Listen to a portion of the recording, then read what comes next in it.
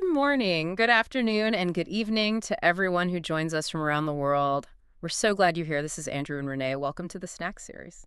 Today we are exploring the history of human uncertainty from ancient oracles to modern algorithms.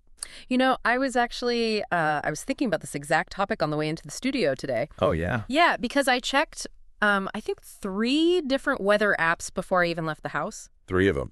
3, because the first one said it was going to rain, the second one said overcast, and the third one just said partly sunny. And I literally stood in my hallway for, at least 5 minutes, just holding an umbrella. Just completely paralyzed by the conflicting data. Exactly. I was standing there trying to decide if I was going to look like a fool carrying it around all day, or if I was going to look like a fool getting absolutely soaked without it. So which one did you end up going with? I took the umbrella. And, of course, it is completely sunny outside right now. Just a total, absolute failure of autumn prediction. But it really struck me, we're absolutely obsessed with trying to peek around the corner of time. It's like we can't handle not knowing.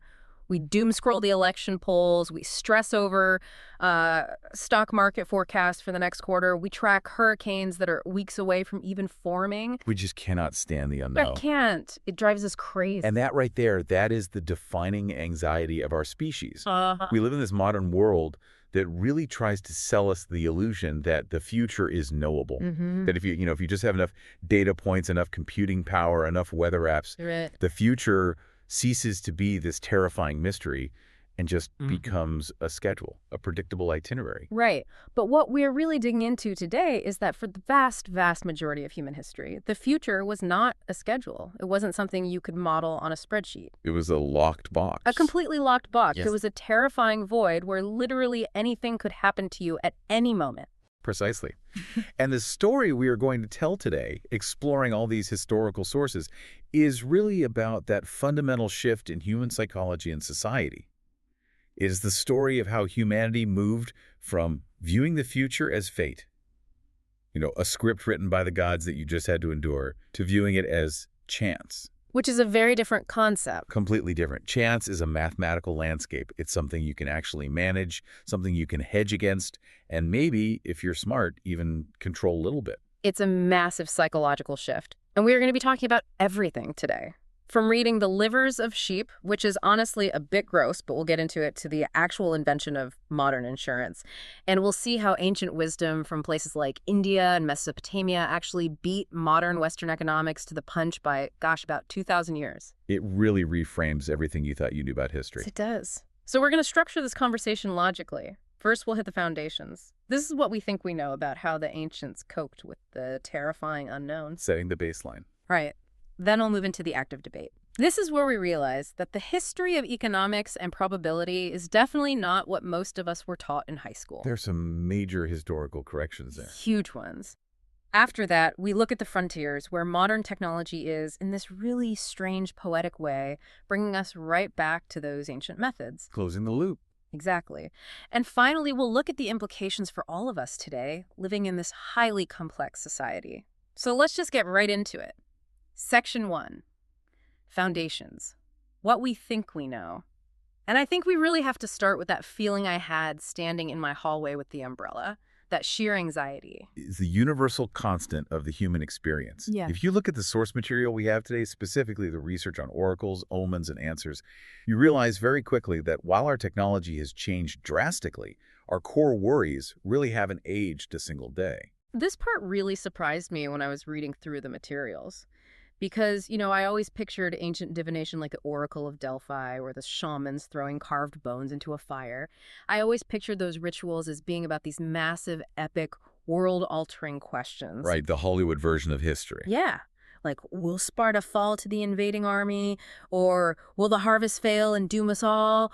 Or is the emperor going to be assassinated on the Ides of March? And to be fair, those big state-level questions were certainly asked. Kings and generals definitely consulted the gods. But the exhibition curators who dug into the everyday artifacts found something much, much more human. The mundane stuff. Exactly. When you actually dig through the archaeological records, the clay tablets from Mesopotamia, or those little lead strips where ordinary Greek citizens literally scratched their questions for the oracle you find the domestic, You find the everyday anxieties that you and I have. Give me a specific example from the sources. Well, you see questions like, is my wife cheating on me?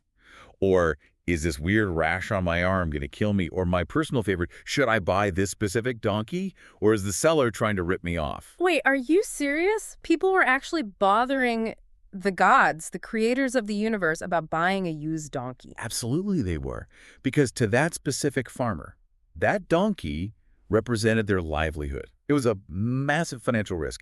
And the fascinating thing is, it is identical, I mean, completely identical to what you see on social media today. How so? If you go on an app and look at tarot readers or daily horoscopes, people are not generally asking these practitioners about the heat death of the universe or macroeconomic policy. They're asking, does my ex still miss me? Or will I get that promotion at work next month? Wow. That's oddly comforting, actually. Isn't it? It really is. It makes those ancient people feel like, well, real people, and not just these stoic marble statues in a museum. But it does raise a question. Why go through all the trouble? Why travel miles to see a priestess who is inhaling volcanic vapors in a cave just to ask about a donkey? Because uncertainty is inherently paralyzing. I want you to imagine you are an ancient merchant. You have to decide right now whether to pack up your goods and travel across the desert to the next city to sell them. Okay, I'm the merchant. If you go, you might make an absolute fortune. You could set your family up for generations. That's great. But if you go, you might also get ambushed and murdered by bandits. Or you might get eaten by a lion. Or you could arrive at the city and catch a plague and die in a ditch. That sounds significantly less great. Right, so you weigh those options and you are frozen. You literally cannot act because the variables are too extreme and you have no data to help you decide. I see. So going to the oracle isn't necessarily about getting the objectively correct answer? No, not at all. It is about restoring your agency. The anthropologists who study this argue that divination is essentially a psychological mechanism to break the deadlock of human indecision. It outsources the heavy lifting of the choice. Exactly. It outsources the choice to a higher power so you can finally just move forward. It reduces your cognitive load. If the oracle looks at the omens and says, go to the city, you go. And if I go and I get eaten by a lion anyway... Well, then that was the divine will of the gods. You couldn't have stopped it anyway. But at least you didn't die of starvation, paralyzed in your own living room because you were too scared to make a choice. It's a coping mechanism. It is therapy, ancient therapy. It is a structured way to navigate the absolute limits of human knowledge. But the thing is, while individuals were using these coping mechanisms to buy donkeys and deal with ex-lovers, entire civilizations needed something much more robust. Right, because you cannot run a centralized empire on sheep livers and lead strips alone. You really can't. And this is where we have to travel to ancient Egypt. Yes, Egypt. Now, I was reading through the source materials about this concept they had, MAT. M-A-T. And I will be perfectly honest, at first glance, I just thought, okay, Mot translates to truth or justice. I get it. It's just their version of the Ten Commandments. Be a good person, don't steal, that kind of thing. A very common misconception. Right. But as I read deeper into the sources, it became clear that it is way, way more structural than just basic morality. It is entirely structural. Mot is physics, ethics, and politics all rolled into one unifying theory of everything. To really grasp it, you have to put yourself in the Egyptian environmental worldview. They lived in a very, very specific, fragile geographic environment. The Nile River. The Nile Valley. It is this incredibly vibrant, fertile, but very thin strip of life. Yeah. And it is completely surrounded on both sides by a deadly, unforgiving desert. It's a very stark contrast. It is. So for them, the universe itself was a strict binary system. On one side of the ledger, you have Mahat. This represents order, truth, balance, and predictability. It means the sun rises exactly when it should. It means the Nile floods predictably at the exact right time of year to water the crops. It means society functions. Okay, so Mahat is everything working the way it's supposed to. And on the other side of that binary? On the other side is Isfet. Tisfet. Isfet is chaos. It is the void. It represents violence, injustice, foreign invaders burning your towns, and nature just completely going wrong. So it's not simply a battle of good versus evil like we see in modern superhero movies. It's much deeper. It's literally existence versus non-existence. Correct. If Mahat fails, Isfet rushes in to fill the vacuum, and the world literally ends. The desert swallows the river. And this is exactly where their politics comes in, because the pharaoh wasn't just a king in the way we think of medieval kings. What was he then? He was the chief engineer of Ma'at. His entire job, The absolute core justification for his supreme, unquestioned power was that he, and only he, could maintain the delicate ritual balance that kept the Nile flooding and the sun rising. Man, that is a tremendous amount of pressure to put on one guy.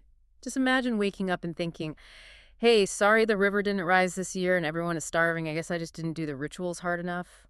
But that is exactly what happened historically.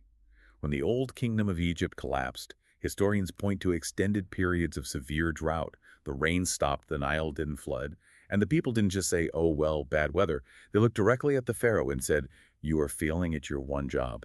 Ma'at is broken. And the society just fell apart. It shattered.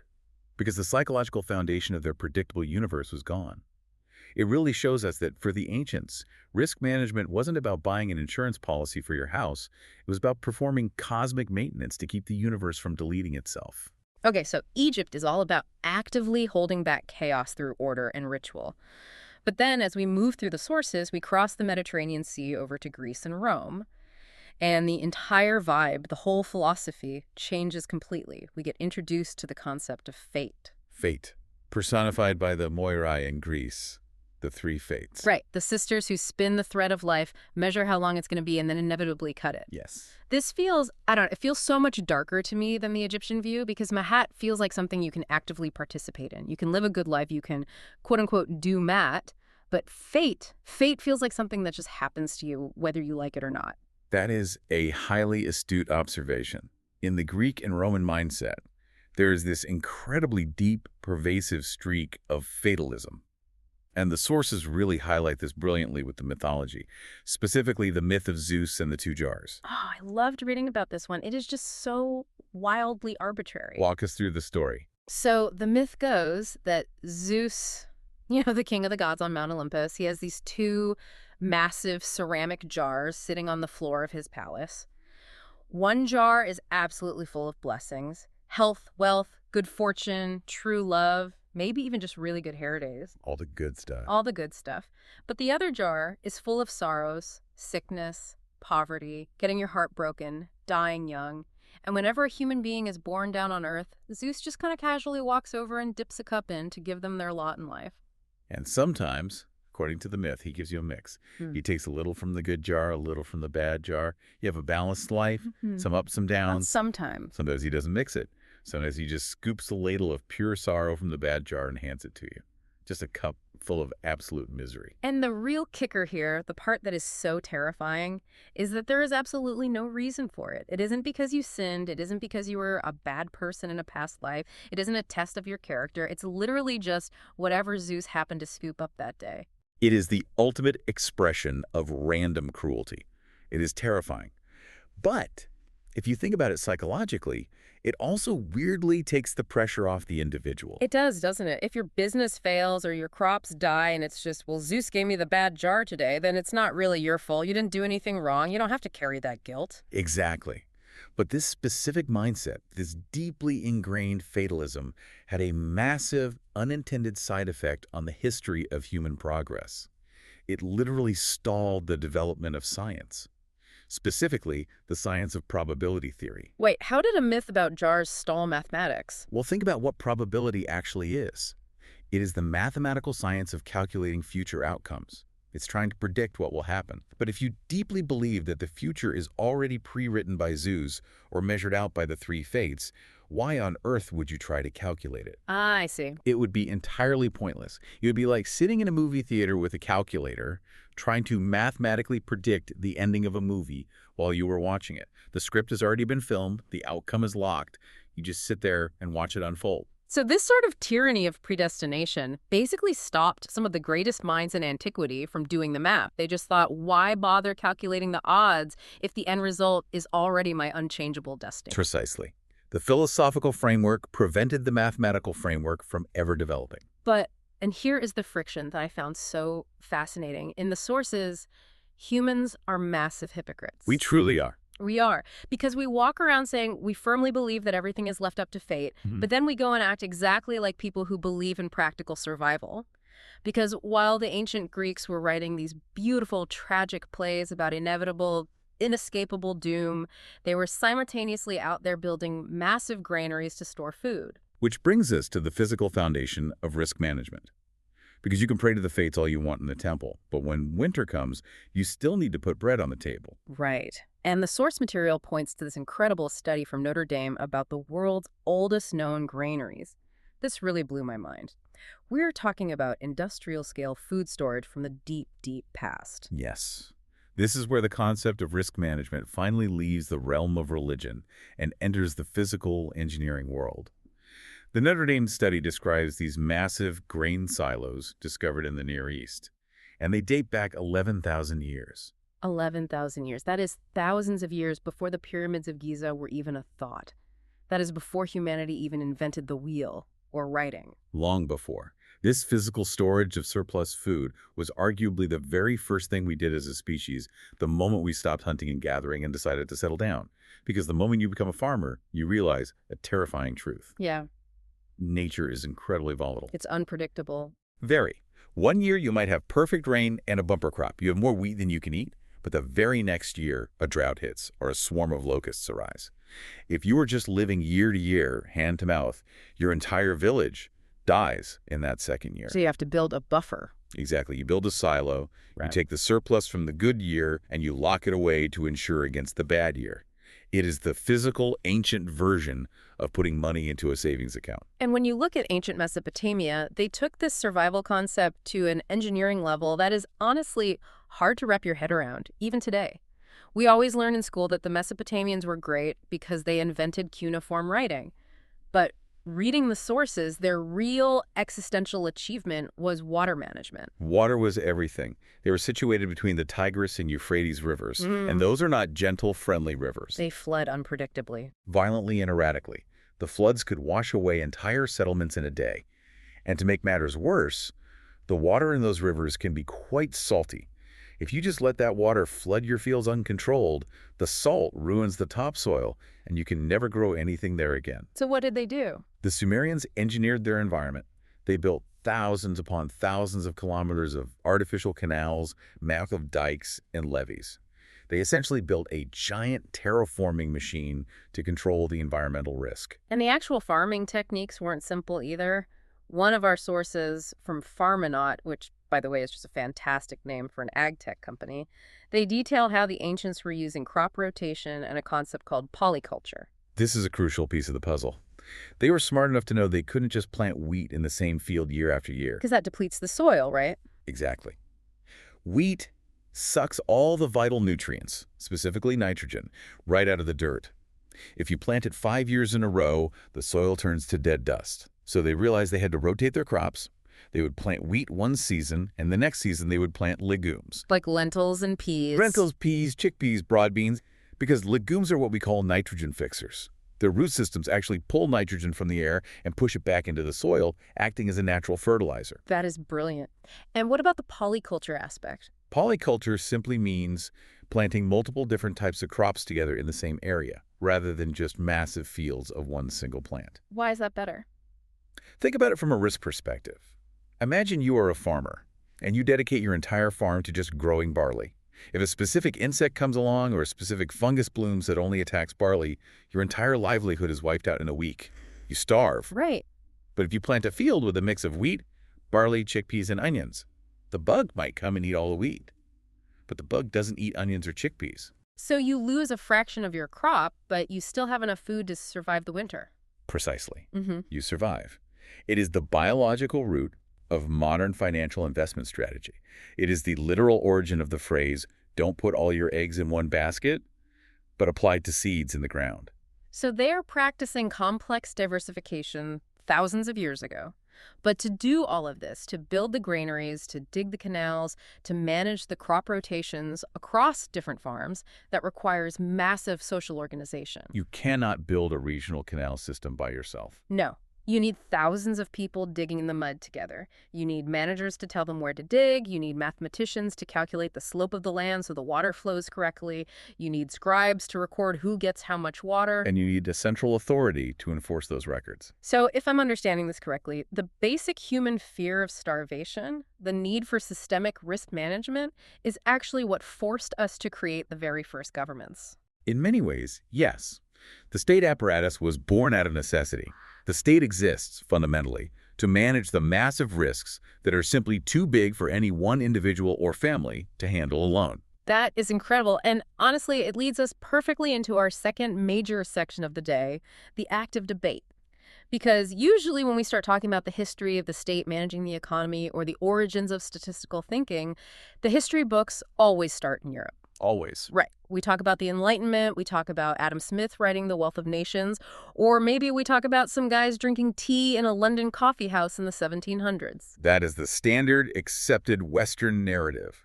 But the source documents we reviewed for this discussion throw a massive, heavy wrench into that entire timeline. We absolutely need to talk about Kautilya. Kautilya. I will be completely honest with you, before digging into this research, I had never heard that name in my life, not once in any history class. Who is he? It is a travesty that his name isn't as widely known as Aristotle or Plato. Kautilya was an incredibly brilliant Indian scholar, philosopher, and eventually the prime minister of the Mauryan Empire around the 4th century BCE. And he wrote a massive, comprehensive treatise called the Arthashastra. The Arthashastra. What does that roughly translate to in English? It translates roughly to the science of material gain or the science of politics and economics. And when modern economists like Balbir-Siag analyzed this text, the results were genuinely shocking. Kautilya wasn't just giving vague philosophical advice to a king. He was actively designing a sophisticated, data-driven state over 2,000 years before the tech industry coined the term big data. Okay, the notes mentioned he conducted a census, but when I think of an ancient census, I just picture some guy on a horse pointing at farmers and doing a basic head count. Like, okay, 1, 2, 3. Looks like we have about 1,000 people in this valley. No, it was nothing like that. It was granular to an extent that is hard to believe. Kautilya wanted the state to know everything. He set up an entire bureaucratic system to track not just the number of people, but the specific age, occupation, income, and detailed expenditure of every single household in the empire. He was tracking household budgets. Yes. He tracked the gender distribution of the towns, he tracked the skill levels of the workforce, and his land categorization was phenomenal. He didn't just record that a farmer owned 10 acres. He categorized exactly how that land was watered. Was it irrigated by seasonal rain? Was it irrigated by river overflow? Or was it irrigated by human-made mechanical means? Hold on, why on earth would the prime minister care how a specific peasant watered his cabbages? Because of risk and taxation. Kautilya understood that a farmer with reliable river irrigation has a very low risk of crop failure. Their yield is predictable. Therefore, they should pay a higher, more consistent tax rate to the state. But a farmer who relies entirely on the rain has a massive risk profile. If there's a drought, they produce nothing. So Kautilya used this data to create a dynamic tax policy. You pay based on the stability of your infrastructure. That is incredibly sophisticated. And he was managing all this data with, what, stacks of palm leaves and an army of scribes. Exactly. Massive buildings filled with bureaucrats tallying numbers.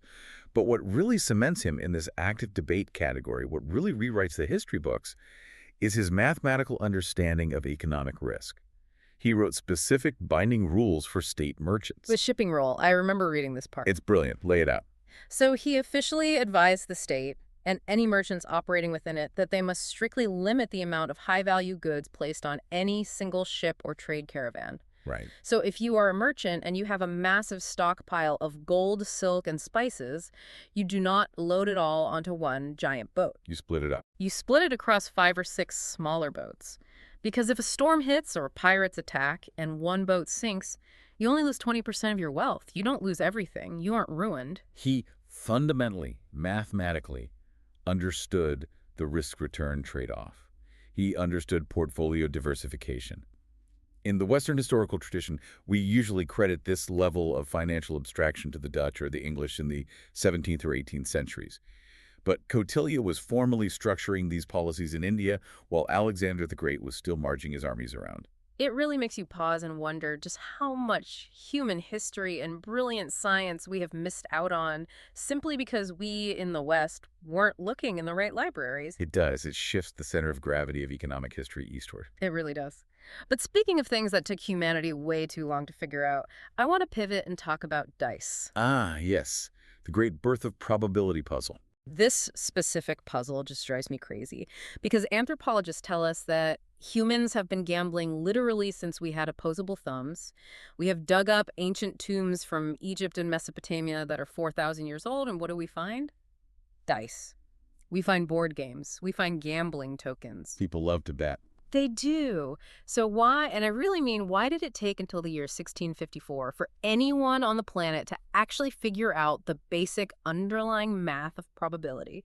How did we gamble for millennia without knowing the odds? It is considered one of the great frustrating mysteries in the history of science. Yeah. But when you dig into the material, you realize there is a very practical physical reason for the delay. The tools they were using were terrible. The sheep ankles. The astrogale, yes. Before humanity perfected the manufacturing of perfectly symmetrical cubic dice, ancient gamblers primarily used the ankle bones of sheep or goats. These bones naturally have 4 relatively distinct sides, so you can roll them across a table like a modern die. But there's a problem. Are sheep ankles perfectly symmetrical? They are absolutely not.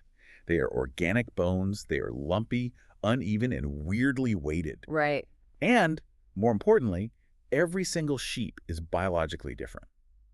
So you might have one bone that tends to land on his flat side 40% of the time. But the guy you were playing against has a bone from a different sheep, and his only lands on the flat side 35% of the time. Oh, I see. You cannot build a universal foundational theory of mathematics if your random number generator is inherently biased and constantly changing. Because you can't say, oh, there is a clear 1 in 6 chance of rolling this number, because there literally wasn't. There was just a maybe sort of probably around this much chance, depending on the specific bone. Exactly. It wasn't until manufacturing techniques improved significantly in the Renaissance and we got perfectly machined, consistent cubic dice that mathematicians could actually sit down, look at the object, and say, wait a minute, every single side is equal. The weight is perfectly distributed, therefore we can actually calculate the exact likelihood of an outcome. That makes so much sense. The math was bottlenecked by the physical hardware. But even with perfect dice, the sources note that it still took a very specific argument between 2 brilliant men to spark the actual mathematical revolution. The famous letters between Blaise Pascal and Pierre de Fermat. Yes, the correspondence of 1654. This is the moment the intellectual world truly changed. They were trying to solve something called the problem of points. Now, I have to ask you to walk me through this slowly, because when I was reading the actual mathematical proofs in the sources, my eyes completely glazed over. I lost the plot. What was the actual practical bet they were arguing about?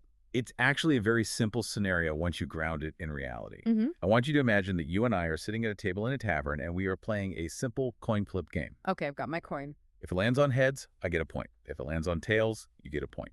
And we agree that the very first person to reach 10 points wins a pot of $100. Simple enough. First to 10 wins the $100. High stakes. Very. So we are playing. It's a tight game.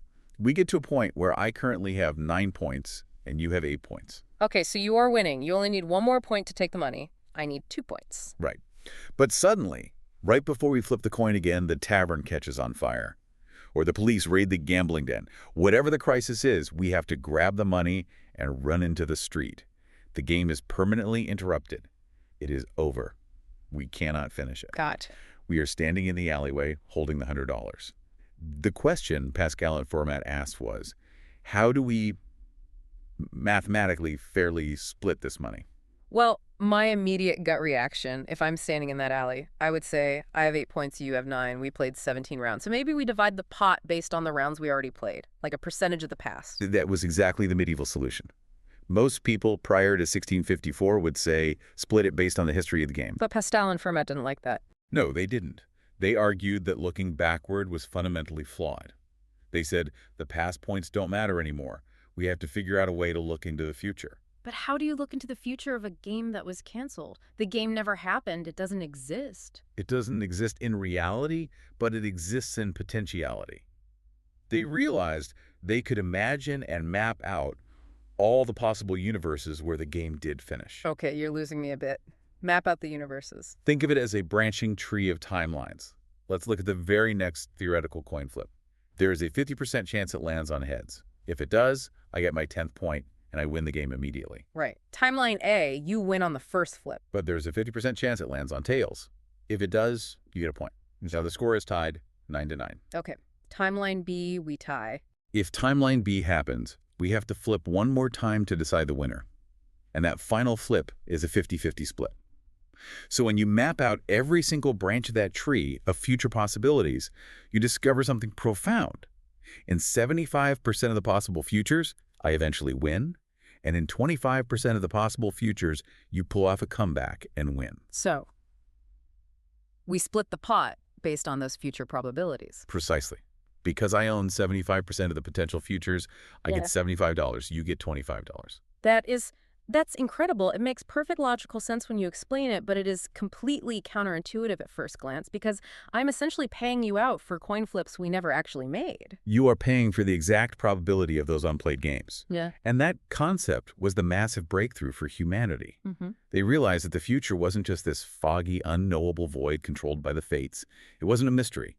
The future was a structured set of branching paths, and if you had the right formula, you could literally count the paths. You could put a hard mathematical number on the future. And as we all know from modern capitalism, the second you can put a number on the future, you can package it and sell it.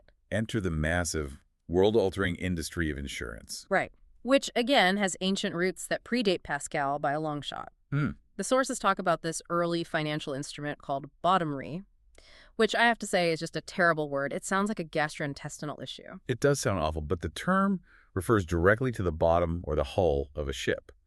It was essentially a specialized maritime loan. Back in ancient Athens or Rome, if you were a ship's captain wanting to make a trading run, you'd borrow a large sum of money from a wealthy patrician to fund the voyage, to buy the cargo, pay the crew, that sort of thing. Standard business loan. But the contract had a massive revolutionary twist built into it.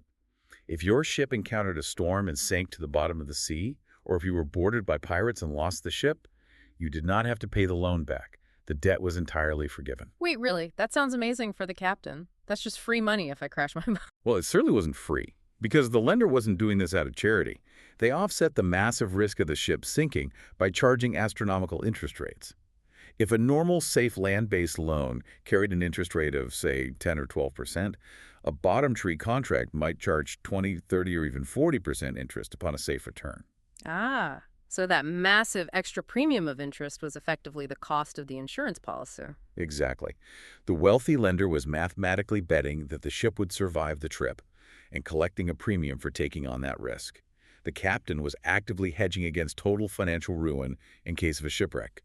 And the sources argue that this specific financial instrument is the unsung hero that allowed Rome to become a global superpower. How so? Because it let them trade more. Not just trade luxury goods, it was about survival.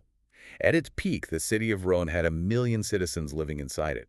You cannot grow enough food in central Italy to feed 1 million urban dwellers.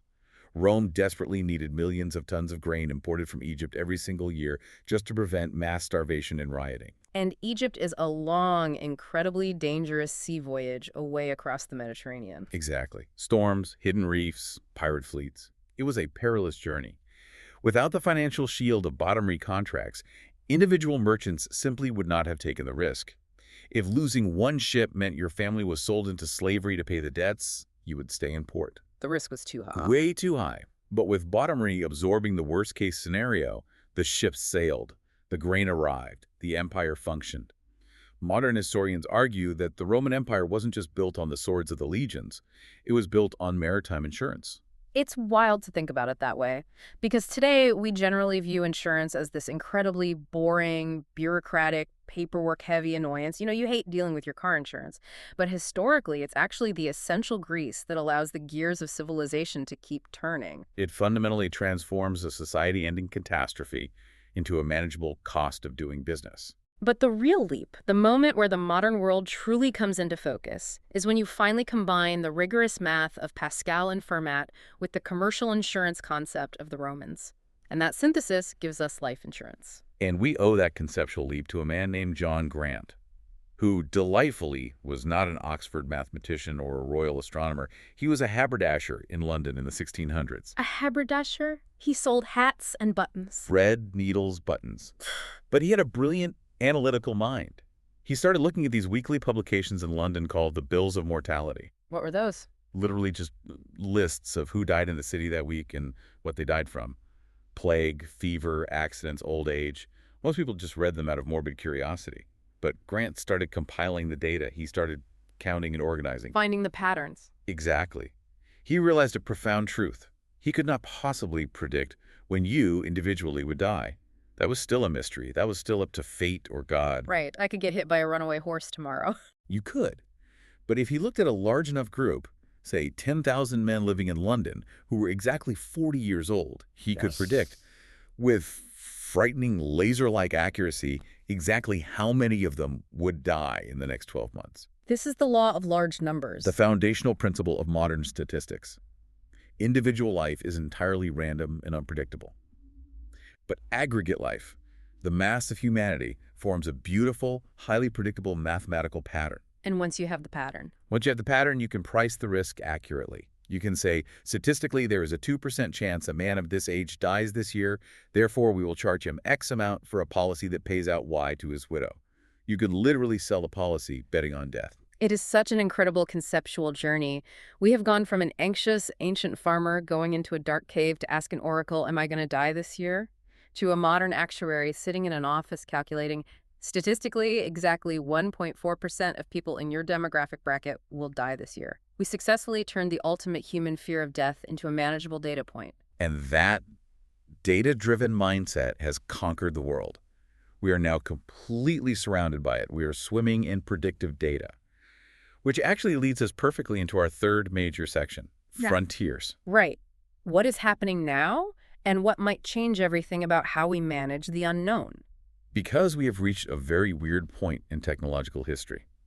The frontier of innovation right now is strangely starting to look a whole lot like the ancient past, just supercharged with better Wi-Fi and orbital satellites. I noticed that in the sources, especially when it comes to ag tech, agricultural technology. It is the perfect example. Let's break this down, because earlier we talked about the ancient Sumerians standing in the mud, staring at their crops, trying to manually manage the water in their irrigation canals to stave off starvation. Right, the physical management of Ma'at. And then you read the source material on this modern company, Pharmanaut, and they're essentially describing the exact same process, the exact same goals, but they're doing it from space. It is the historical loop closing in on itself.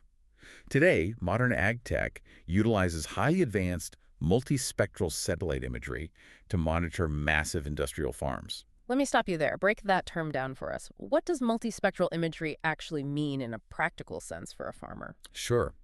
It means that the cameras mounted on these satellites orbiting the Earth can actually see wavelengths of light that the human eye is physically incapable of seeing, specifically near-infrared light. Okay, infrared, like night vision goggles. Somewhat similar principle.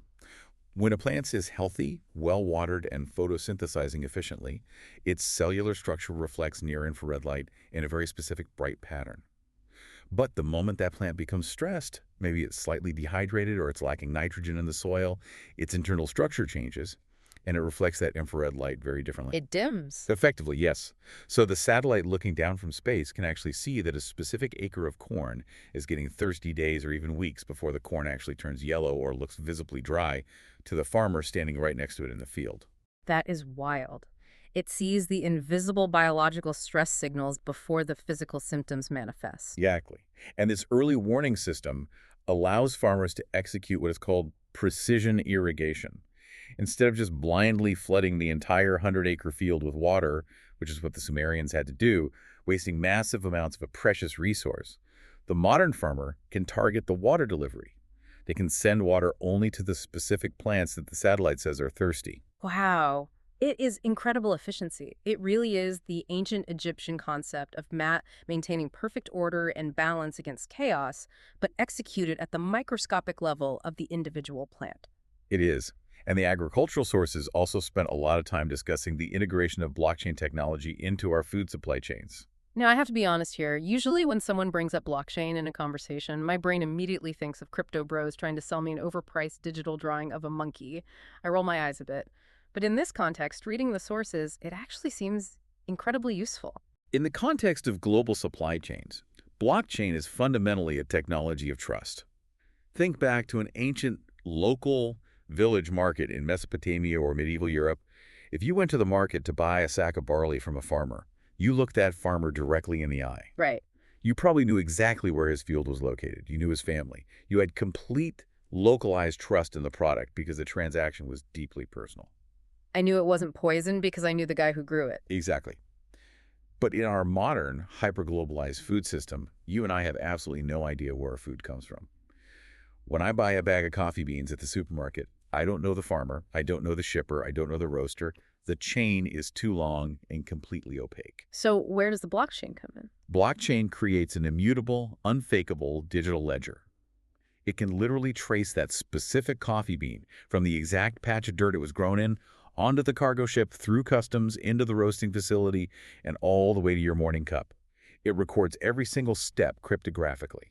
Oh, I see. So it is essentially using advanced computer code to recreate that ancient feeling of local trust, but scaling it up to cover the entire globe. Precisely. It is an attempt to use cryptography to guarantee truth, which again brings us right back to math. That's fascinating. We are deploying the absolute most advanced technology humanity has ever created, just to get back to the secure feeling of buying tomatoes from a guy we know at the village market. Human psychology doesn't change, only our tools do.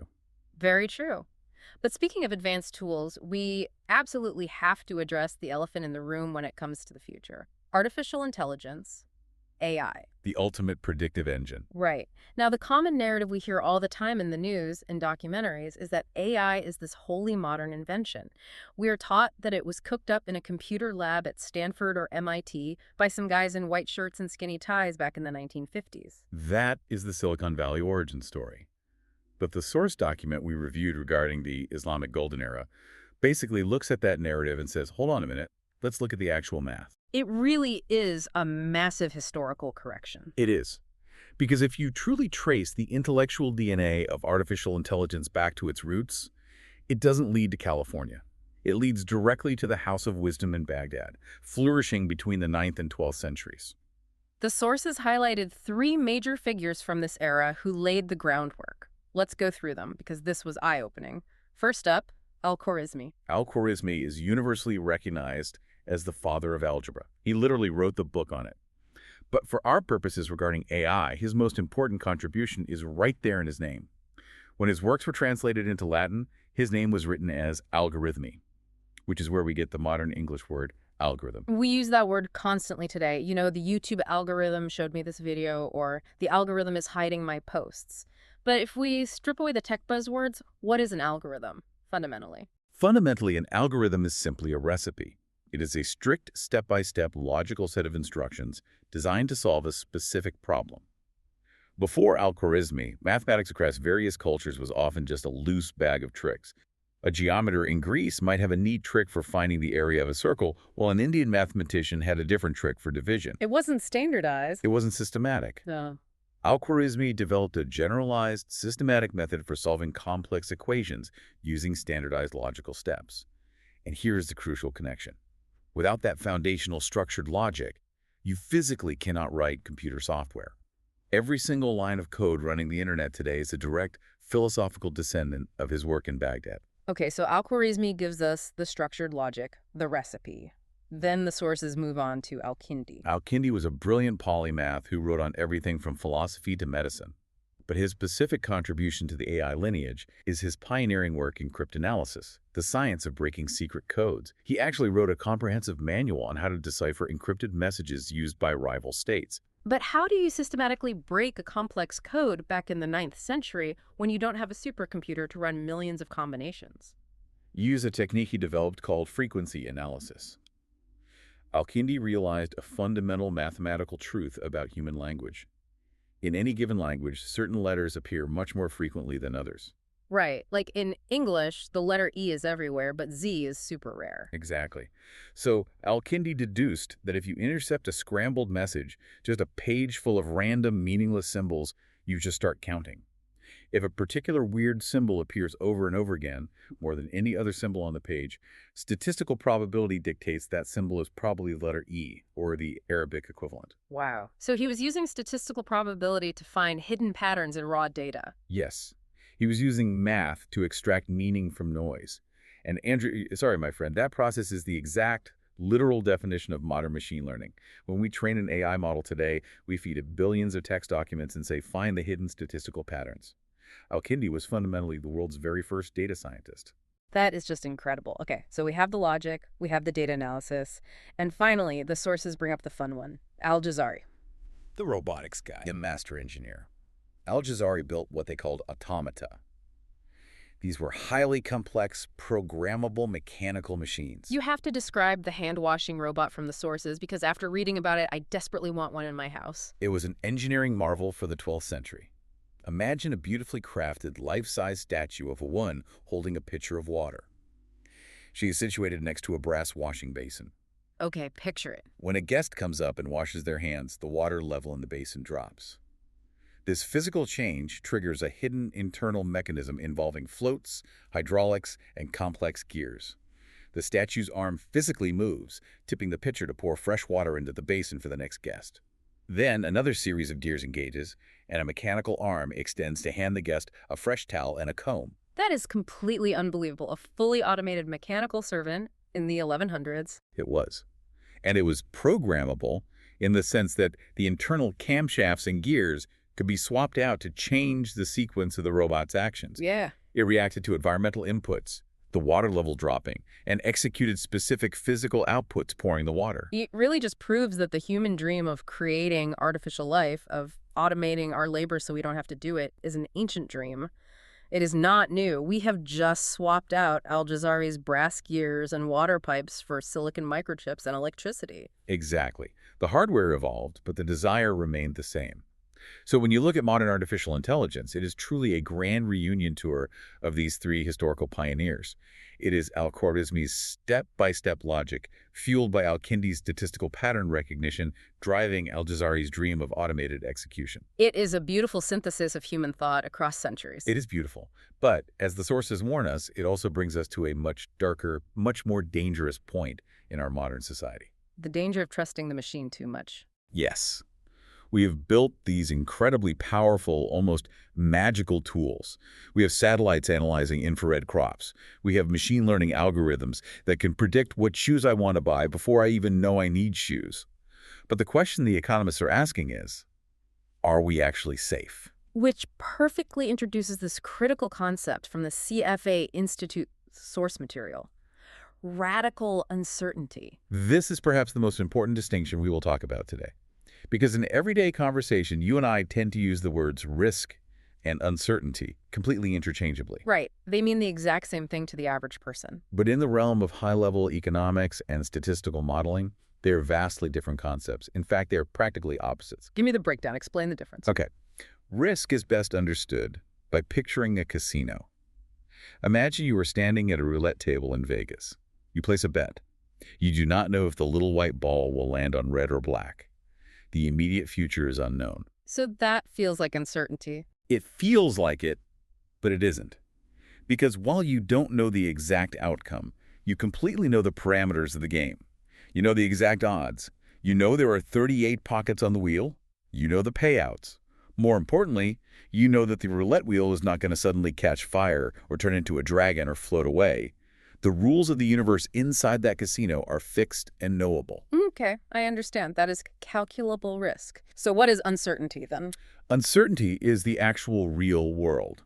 Uncertainty means you don't just not know the outcome. You don't even know the rules of the game being played. The parameters are invisible. Give me an example.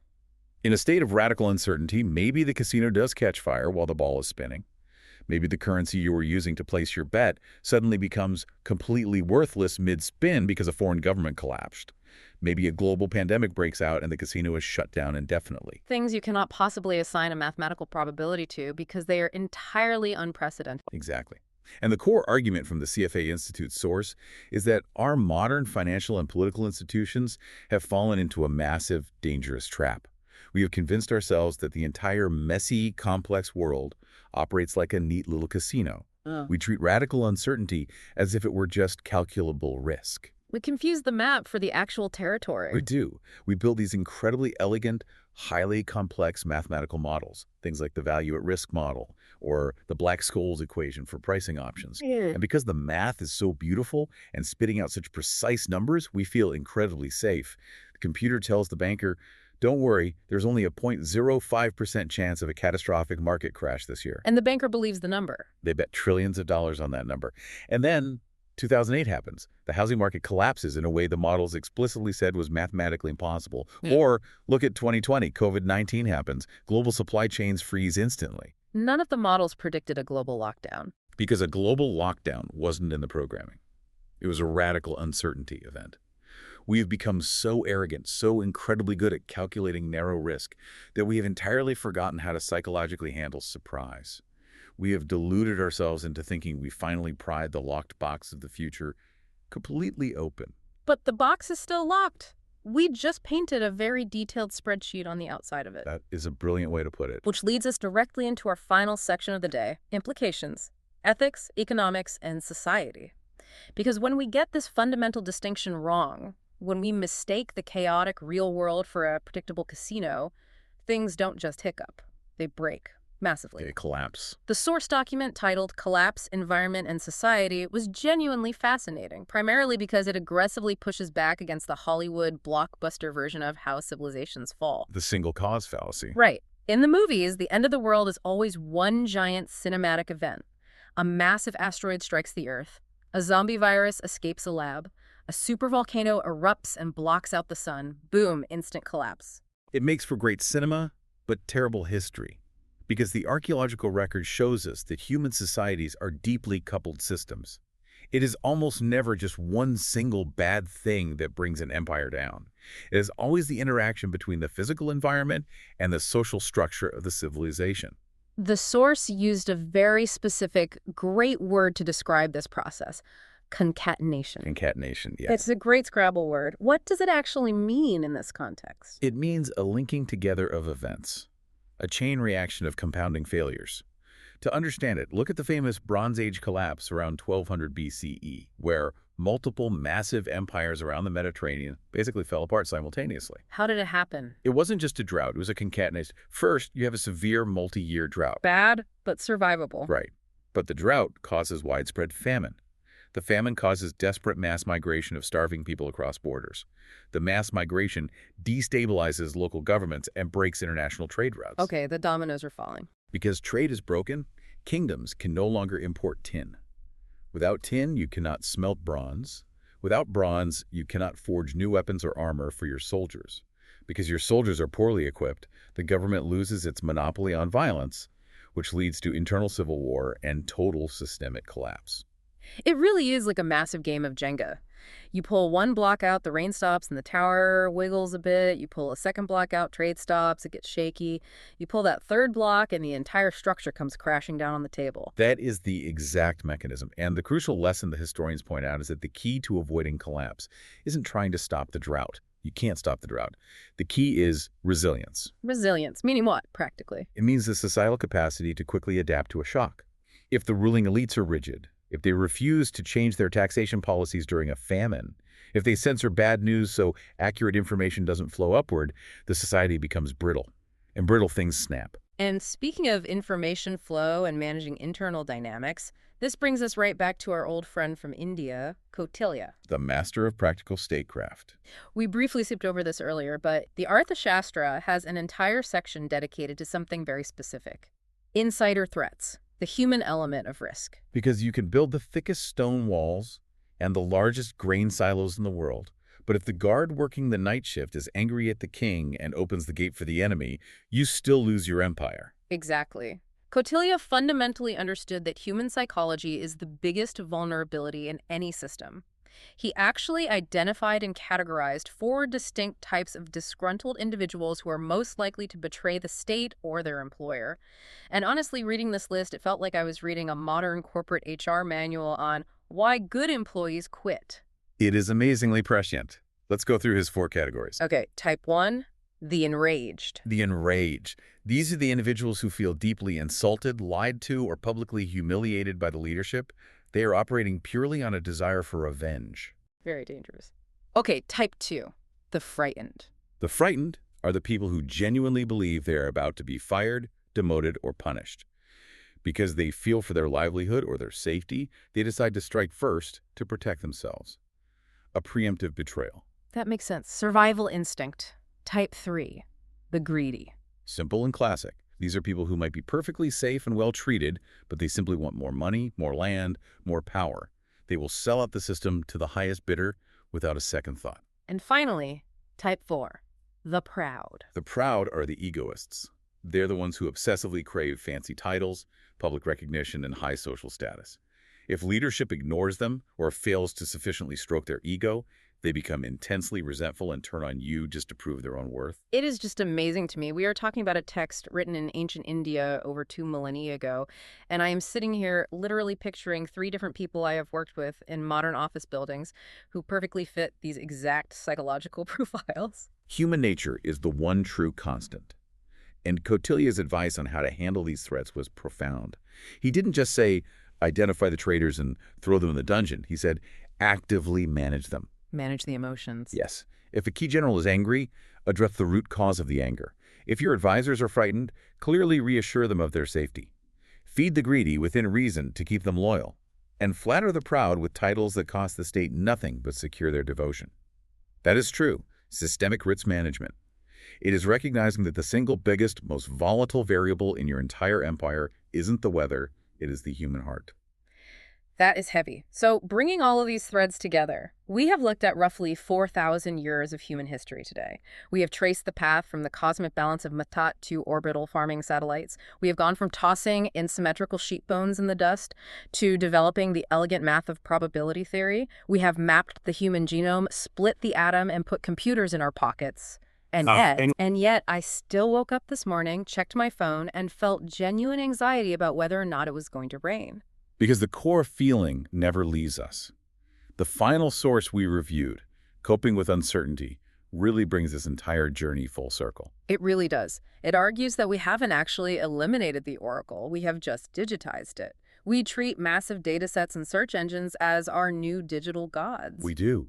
Think about the emotional state of a terrified ancient Greek farmer standing in a dark cave, asking the oracle of Delphi, is my family going to survive this winter? Will I be happy? Sheer existential panic. Yeah, compare that exact feeling to the emotional state of a modern person sitting alone in the dark at 2 in the morning, frantically Googling, what are the early symptoms of stomach cancer? Or is the stock market going to crash next week? It is the exact same visceral fear. The knot in the stomach is identical. It is the same fear, and fundamentally, it is the exact same ritual. We are desperately seeking an absolute authority, whether it is a priestess speaking for Apollo or an incredibly complex algorithm trained on billions of parameters, to just look at us and tell us it's going to be okay, to give us a definitive answer so we can stop worrying. But the algorithm isn't a god. It doesn't actually know the future. It is just a highly sophisticated probability machine. And that right there is the ultimate danger of our modern era. If we blindly, unquestioningly trust the data oracle, we might actually stop thinking for ourselves. We might surrender our own human judgment to the machine. We might forget the lesson of radical uncertainty and forget that the map of the world is never the actual territory of the world. It makes you wonder, does having instantaneous access to all of this unbelievable data actually make us better at making decisions? Or does it just make us incredibly dangerously confident in our entirely wrong decisions? That is the million-dollar question. I think data offers us powerful tools, but it can never offer us absolute answers. The primary lesson of history, stretching all the way from the pharaohs maintaining math down to the Wall Street quants running risk models, is a lesson in profound humility. Humility. Yes. We can calculate the odds with stunning precision. We can build the strongest, most efficient granaries in history. We can perfectly diversify our cargo across a fleet of ships. We can do all the math. But we can never, ever fully close the lockbox. The future will always be, to some extent, a massive surprise. We eventually just have to roll the dice and see what happens. We have to roll the dice. But maybe, just maybe, if we actually study and learn from the past, we can figure out how to make sure the table we are rolling on is just a little bit more level. I really like that thought. Control the things you can control. Fully accept the things you can't. And maybe, just to be safe, always carry an umbrella, just in case the app is wrong. Always carry the umbrella. That is the best risk management advice there is. Before we wrap up, thank you to all our partners, sponsors, and scholars who made this podcast and the research possible. We're truly grateful for your support. And to our listeners, thank you for being part of this journey with us. We hope you enjoyed today's discussion. If you did, be sure to subscribe and support us in Patreon. And of course, you can write to us in comments if a specific topic needed to be covered, which help us all to grow. Until next time, stay curious, keep learning, and let the search for wisdom guide you forward. Have a great day.